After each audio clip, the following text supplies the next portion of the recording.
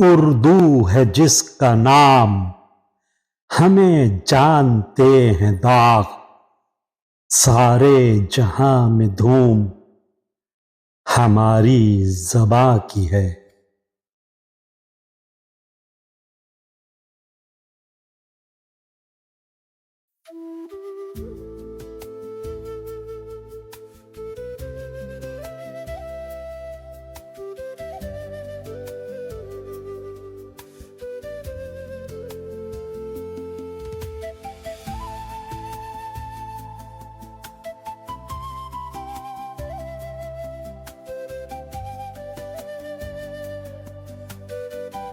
امرت رس،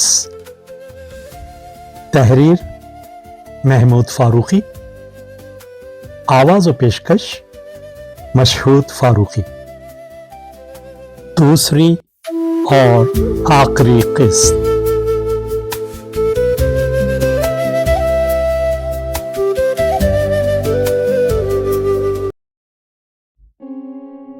کنچا بھی روشنی تھی، حسن تھی، ایک تجلی تھی، وہ عورت نہیں تھی۔ اور بھیم، تم ایک عورت کو اپنے مندر میں سجائے بیٹھے رہے، اس حسن اور تجلی کو بھول گئے جو خط و خال میں جھلکتی ہے، بس جھلکتی، ان میں سما نہیں جاتی۔ اور عورت بھیم، تم کو تو وہ کلال خانے کے موڑ پر ملی تھی، وہ کنچا نہیں، صرف عورت تھی، ایک عورت، صرف جسم ہی جسم، جیسے ان سب میں نظر آنے والا پھیکا چاند زندگی کے چہرے پر برس کا دھبا ہے۔ اب تم جانو کہ تمہیں کیا چھوڑنا چاہیے۔ انہوں نے کوئی حرکت نہیں کی، ان کا ہاتھ بار بار اٹھتا، یہ سوال سنائی دے رہا تھا، یہ کون پوچھ رہا ہے؟ خود وہ نہیں، کوئی اور بڑے قریب سے، یا شاید بہت دور سے۔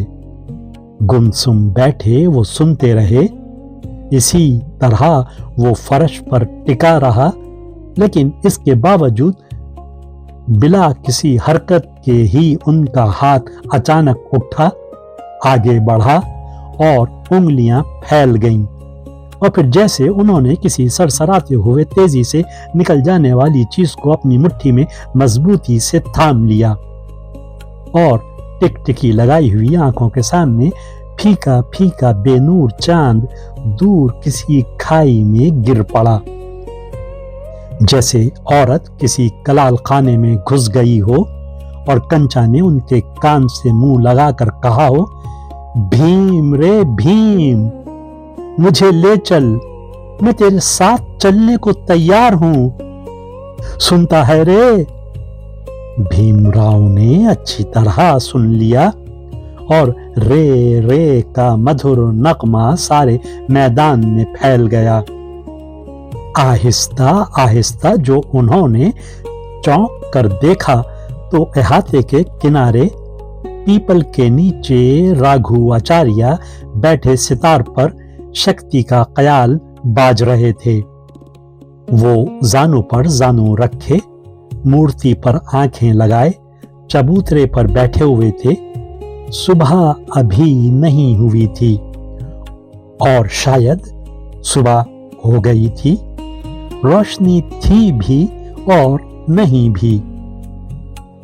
بھیم راؤ کچھ دیر ویسے ہی بیٹھے، کچھ اس طرح راگھو آچاریہ کو دیکھتے رہے جیسے ان کی نگاہیں دیکھ رہی ہوں مگر کچھ پا نہیں رہی ہیں، جیسے وہ آنکھیں نہیں، بے جان شیشہ ہوں۔ صرف رے رے کی دھیمی آلاپ تھی جس میں شکتی کا خیال سمویا ہوا تھا، اور وہ بھی یوں کہ جیسے راگھو آچاریہ دور بیٹھے نہیں باج رہے ہیں، بلکہ ایک مننے سے راگھو آچاریہ ایک مننے سے ستار پر بھیم راؤ کے کانوں میں بیٹھے باج رہے ہوں۔ کئی ایک ہلکے ہلکے رے ایک के बाद एक सिमट सिमट कर फैलते और फैल फैल कर सिमटते गए। और फिर एक रे इतनी जोर से चीखा कि भीमराव झटके के साथ उठ खड़े हुए और पीपल के चबूतरे के पास जाकर खड़े हो गए। राघु आचार्य भी खड़े हो चुके थे। सितार उनके हाथ में लटक रहा था और नजरें मूर्ति के चेहरे पर एक टुक लगी हुई थी। भीमराव ने देखा एक टूटे हुए अंडे का छिलका मूर्ति के चेहरे से फिसलता हुआ गिरा और अंडे की रेजिश मूर्ति के चेहरे पर फैल गई और एक चिड़िया पीपल से नीचे उतरकर नामालूम क्यों मूर्ति के इर्द गिर्द चक्कर लगाने लगी। भीमराव ने बड़ी जोर से कहकहा लगाया और जब राघु आचार्य ने चौंक कर उनकी तरफ देखा तो वो और जोर जोर से कहकहा लगाने लगे। राघु आचार्य झीप कर चबूतरे की मुंडेर पर बैठ गए और सितार के तारों को यूं ही छेड़ने लगे। उनको झीपता देखकर भीमराव को होश आया और अपनी इस बदतहजीबी पर उनको बड़ी झुंझलाहट हुई और वो दौड़ते हुए राघु आचार्य के घुटने थाम के बैठ गए और एकदम से फूट फूट कर रोने लगे। आचार्य जी कुछ देर तो चुपचाप बैठे रहे, फिर आहिस्ता आहिस्ता उनका हाथ भीमराव के सर को सहलाने लगा और भीमराव ने महसूस किया जैसे कोई उनके जलते हुए दर्द पर ठंडे ठंडे फाहे रख रहा हो। मैं पागल हो गया हूं दादा, सिसकियां लेते हुए भीमराव ने कहा। सब ही पागल हैं भीम, तुम भी, मैं भी, ये चिड़िया भी जिसने अभी मूर्ति का अपमान किया, और इस मूर्ति को बनाने वाले भी और इसे पूजने वाले भी, हम सब पागल हैं। हम अंधों की तरह टटोलते फिर रहे हैं, ना मालूम कहां गिर पड़े। उफ, कैसा घोर अंधेरा है। जीते जी जीवन के इस अंधेरे से छुटकारा नहीं। फिर हम क्या करें? भीमराव ने सर उठाकर पूछा। किसको पूजें? किस तरह पूजें? और दादा ये पत्थर की मूर्तियां, इनको हमारे दिल के दर्द का क्या पता? ये ना दर्द को समझ सकते हैं और ना राग सुन सकते हैं। हम कब तक इन पत्थरों से अपना सर फोड़ते रहें? और फिर कौन ऐसा है जो हर दिल हाथ में ले? राघु आचार्य कुछ नहीं बोले। वो गुमसुम बैठे हुए आसमान के किनारे देखते रहे। उनकी खामोशी को देखकर भीमराव का उमड़ता हुआ तूफान भी जहां का तहां थम सा गया। राघु आचार्य की उंगलियां बेअख्तियार तार को छेड़ने लगीं, आंखों में नमी सी पैदा हुई और फिर तेज होते हुए आहंग के साथ आंसुओं की झड़ी सी लग गई। सितार की पुरजोश गत पर बंदराबंद का ख्याल छिड़ा हुआ था। भीमराव को सचमुच यूं लगा जैसे बड़ा सख्त तूफान सा आया हुआ हो। हवाओं के झक्कड़ से जंगल में पेड़ गिरने लगे हैं। बिजलियों के लपके और बादल की गरज दिल दहलाए देती है। बारिश की तेज फुहार चेहरे पर थपेड़े मार रही है और ऐसे में सीता चारों तरफ राम को तलाश करते हुए फिर रही हैं। राम राम राम, सितार बड़ी बेचैनी के साथ चीखने लगा और भीमराव पर मदहोशी सी तारी हो गई। कितने ही बरस बीत गए और इस सारी मुद्दत में भीमराव राघु आचार्य के साथ भारत भूमि के चक्कर लगाते रहे। मंदिरों, यात्राओं, मज़ारों और उरूसों की जियारतों में उन्हें क्या मिला, इसका हिसाब जोड़ने के लिए उन्हें हिम्मत ही नहीं हुई। उनको बस इतना एहसास था कि वो घर से प्यासे निकले थे और घाट घाट का पानी पीने पर भी प्यासे ही रहे। इधर फिजा भी बड़ी बोझल हो रही थी, हवा बंद थी, बड़ी घुटन सी हो रही थी। भीमराव बेचैनी से भाल्की स्टेशन का इंतजार कर रहे थे और सोचे बैठे थे कि सबसे पहले वो हनुमान के पीपल वाले कुओं का ठंडा पानी पिएंगे और फिर शायद मालिक उनकी प्यासी आत्मा का भी कोई सामान कर दे कि बरसों की ये प्यास बुझ जाए, जिसकी धीमी धीमी आंच में वो अंदर ही अंदर झुलसे जा रहे हैं। लेकिन अभी आंच को तो और भड़कना था। चुनाचे गाड़ी बगैर किसी स्टेशन के अचानक रुक गई। कुछ फासले पर एक गांव धड़ाधड़ जल रहा था। धुएं का एक सुतून सा बुलंद था और आग की लिपटों में बहुत से साए इधर से उधर भागते नजर आ रहे थे। लोग यकीनन चीख पुकार रहे होंगे, लेकिन फासले की वजह से सिर्फ एक खौफनाक सी गुर्राहट सुनाई दे रही थी। अलबत्ता कभी कभी कोई एक दर्दनाक चीख तेज सीटी की तरह सुनाई दे जाती। भीमराव टिकटिकी लगाए इस होलनाक मंजर को देखते रहे। वो अच्छी तरह समझ रहे थे कि ये आग लगी नहीं बल्कि लगाई गई है। इस सफर में ऐसे कई हादसे उनकी नजर से गुजर चुके थे। मुतअद्दिद बार गाड़ी को रोका गया था। कभी भारतीय फौजों के दस्तों ने, जो रियासत में पुलिस एक्शन के बाद अमन कायम करने के लिए गश्त लगा रहे थे, और कभी बलवाइयों ने, जो साबिक हुक्मरान फिरके के खून के प्यासे हो रहे थे। कुछ देर बाद एक फौजी गार्ड गाड़ी पर सवार हो गया और गाड़ी कर्राहते हुए आगे बढ़ी। भीमराव की प्यास में अंगारे से भर गए। उन्हें यूं लग रहा था जैसे कोई उनके अंदर बैठे धुंधकनी चला रहा है। उनके अंदर भी एक गांव जल रहा है। आबादी की आबादी झुलस रही है।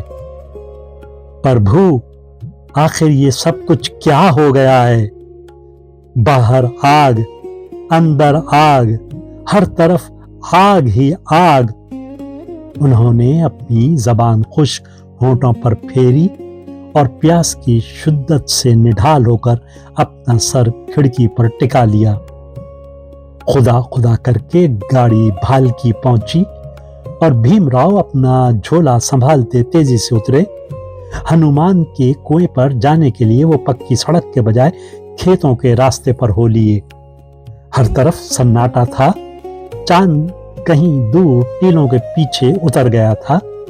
एक फीकी सी रोशनी, एक फीका सा अंधेरा बड़ा ही खुशगवार, बड़ा ही डरावना मालूम हो रहा था। सौंधी सौंधी महक उठ रही थी। वतन की जानी बूझी महक से उनको बड़ा सुकून सा हुआ, जैसे भड़कती आग पर किसी ने शबनम छिड़क दी हो। लेकिन जब वो पीपल के नीचे हनुमान की मेंढ पर पहुंचे तो उन्हें बड़ा धचका सा लगा। मेंढ टूटी पड़ी थी। कुआं कूड़े करकट से अटा हुआ था। भीमराव ने सूखे होंठों पर जबान फेरी। मेंढ पर कंधे से सहारा लेकर आसमान की तरफ ऐसे निगाह उठाई जैसे शिकायत करने लगे हों। फिर नामालूम क्या ख्याल आया कि बड़े गहरे लहजे में अल्हम्दुलिल्लाह कहा और झोला संभाल कर आगे बढ़ गए। वो लंग के चबूतरे पर पहुंचे तो हैरत से ठिठक गए। नीचे नशेब की तरफ से खट खट की एक जानी पहचानी आवाज सी आई। उन्होंने जरा सा आगे बढ़कर देखा। एक साया दूसरे किनारे मस्जिद की तरफ जा रहा था। ये कौन है? अरे सालिम मटोला, खट खट खट।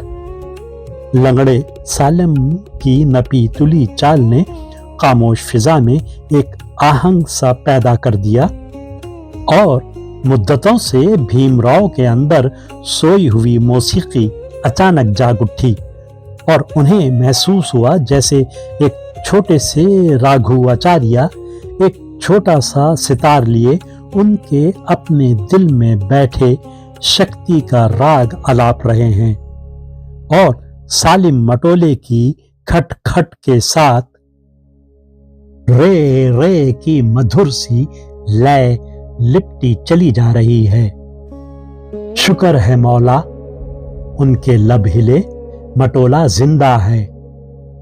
अभी वो बुर्जी पर चढ़ जाएगा, अभी वो आजान देगा और बरसों के प्यासे को एक चुल्लू पीने के लिए मिल जाएगा।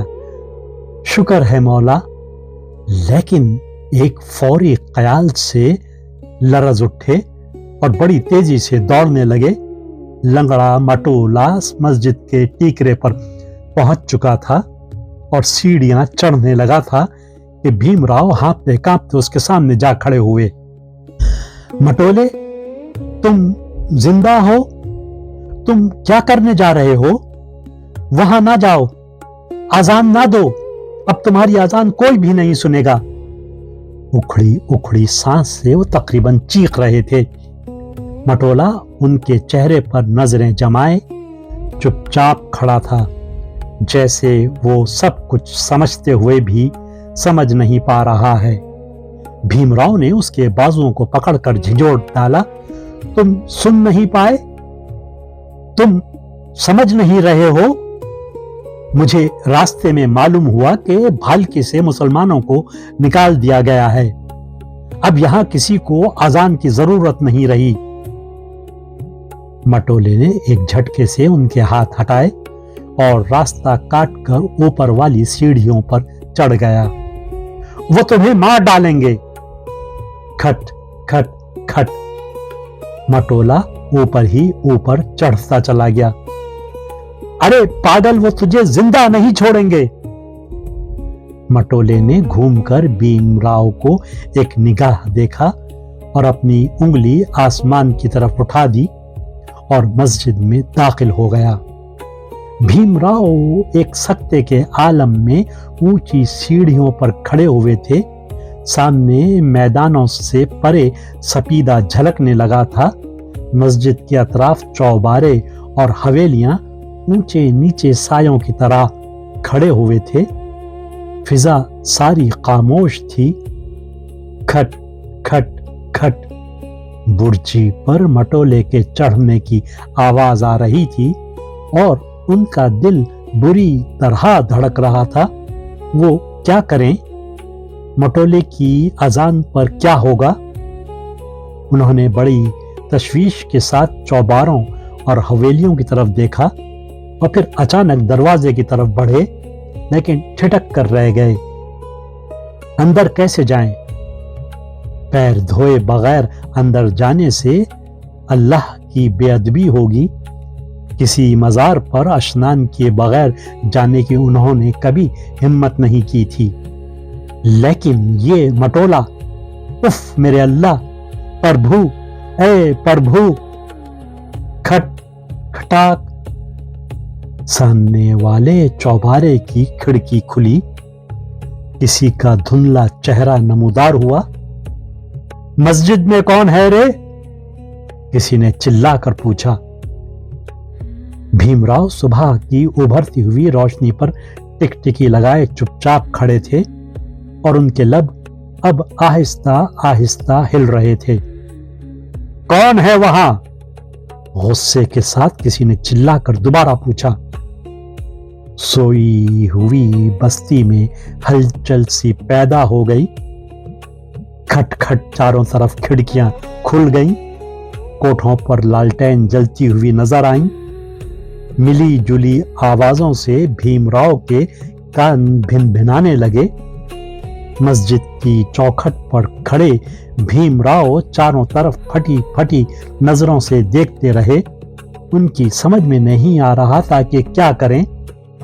अल्लाहु अकबर, अल्लाहु अकबर। सालम मटोले की दर्द भरी लय एक झनकार के साथ बुलंद हुई। भीमराव का दिल बड़े जोर से धड़का और फिर नामालूम कहां सीने में डूब सा गया। रे रे रे एक कैफो बेकबरी भीमराव के आसाब पर तारी हो गई। नन्हे से राघुआचार्य का हाथ बड़ी तेजी से सितार पर चलने लगा। रे रे रे। भीमराव के चलते हुए जहन पर ठंडे ठंडे गाले रिमझिम बरसने लगे और उन्हें खबर नहीं रही कि मटोला अजान दे रहा है। लोग जाग उठे हैं, लोग गुस्से से दीवाने हो रहे हैं। उनके चौबारे पर उनके चचा ने बंदूक संभाल रखी है। बस एक कैफो सुरूर के आलम में वो खोए खोए से तुलू होती हुई सुबह को देख रहे थे। अरे ये तो अपना मटोला है, कोई औरत चीखती हुई सीढ़ियों पर चढ़ी। कोई हो गोली चला दे हंसराज। अरे देखता क्या है, मुस्लिमों की मोहब्बत तेरे दिल से नहीं गई क्या? भीमराव की नजरें सामने चौबारे पर पड़ी। किसी शख्स ने उनके चचा के हाथ से बंदूक छीन ली और बुर्जी की तरफ नाल सीधी करके शिस्त ली और भीमराव चौंक कर उठे और तेजी से दौड़ते हुए बुर्जी पर चढ़ने लगे। अल्लाहु अकबर। मटोले ने दोबारा तकबीर उठाई और सीढ़ियां फलांगते हुए भीमराव ऊपर पहुंच गए। अल्लाहु अकबर। मटोले की आहंगदार तकबीर गूंजी और साथ ही फायर की आवाज सुनाई दी। अशहदो अन्न। सुबह की सरसराती हुई हवा पर नगमा थरथराया। मटोला कंगर पर लटक कर झूलने लगा। भीमराव ने एक निगाह उसके फड़कते हुए जिस्म पर डाली और सरसरी नजर से चौबारे पर लोगों के हुजूम को देखा। कानों में दोनों उंगलियां रख ली। ला इलाहा इल्लल्लाह। फिजा में एक ऐसा दिलदोज सा नगमा उठा कि फड़कते हुए मटोले ने बड़ी कोशिश से गर्दन फेर कर भीमराव को यूं देखा जैसे उसकी निगाह ने पहली मर्तबा कुछ पहचाना है। फिर उसके लबों पर एक तबस्सुम सा फैल गया। चारों तरफ कोठों पर अजीब बौखलाई आवाजें बुलंद हुई। ये कौन है? ये कौन है? मटोला नहीं, वो तो वहां लटक रहा है। भूत रे भूत, कोई हो गोली चला दो। भीमराव ने इन सब से बेनियाज सुबह के फैलते हुए सपीदे पर नजरें जमाए एक गहरी सांस ली और कलमे को पूरा किया। अशहदु अन्ना मुहम्मदर रसूलुल्लाह। धाएं धाएं मुसलसल 2-3 फैर चले। रे रे और एक झुंझलाहट के साथ भीमराव के अंदर बैठे हुए नन्हे से राघुआचार्य का तार टूट गया और भीमराव मटोले की लटकती हुई लाश पर गिर पड़े। लहू लहान चेहरे पर से जब खून बहते हुए उनके होंठों पर पहुंचा तो उन्हें पहली मर्तबा महसूस हुआ जैसे उन्हें वो अमृत रस मिल गया जिसकी प्यास में वो जिंदगी भर मरते रहे थे।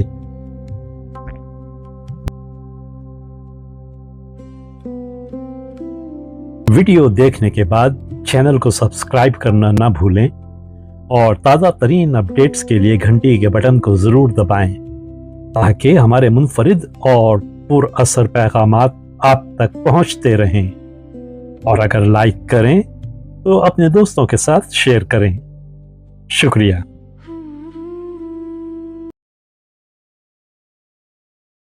کرن کرن اجالا